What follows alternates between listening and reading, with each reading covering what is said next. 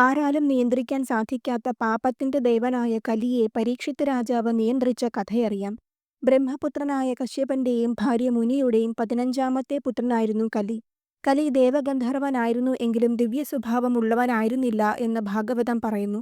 ഭഗവാൻ ശ്രീകൃഷ്ണന്റെ വൈകുണ്ഠാരോഹണത്തിനു ശേഷം പാണ്ഡവർ രാജ്യഭാരം പരീക്ഷിത്തിനെ ഏൽപ്പിച്ച് വാനപ്രസ്ഥത്തിനൊരുങ്ങി.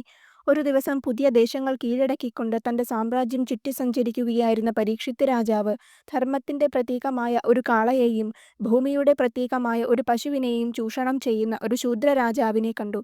അത് വേഷപ്രച്ഛന്നനായ കലിയായിരുന്നു. ഉടനെ പരീക്ഷിത്ത് രാജാവ് തന്റെ വില്ലുയർത്തി അമ്പെയ്യാൻ ഉദ്യമിച്ചു. ഘോരമായ യുദ്ധത്തിന് ഒടുവിൽ ഭയന്നു വിറച്ച കലി രാജാവിന് മുന്നിൽ കീഴടങ്ങി. രാജാവ് കലിയെ വെറുതെ വിട്ടു. ഒപ്പം തന്റെ രാജ്യത്ത് നിന്ന് പലായനം ചെയ്യുവാൻ ആവശ്യപ്പെട്ടു. എന്നാൽ എങ്ങോട്ട് പോയാലും ആ സ്ഥലങ്ങളെല്ലാം പരീക്ഷിത്ത് രാജാവ് കീഴടക്കുന്നതിനാൽ കലി തനിക്ക് വസിക്കാനായി ഇടം യാചിച്ചു. അതോടെ പരീക്ഷിത്ത് കലിക്ക് വസിക്കാനായി 5 സ്ഥാനങ്ങൾ കൽപ്പിച്ചു കൊടുത്തു. ചൂതാട്ടം, മദ്യപാനം, കാമാസക്തി, ഹിംസ, വൈരം എന്നിവയാണവ. കലി ഈ 5 സ്ഥലങ്ങളിലൂടെ അധർമ്മത്തെ വ്യാപിപ്പിക്കുന്നു.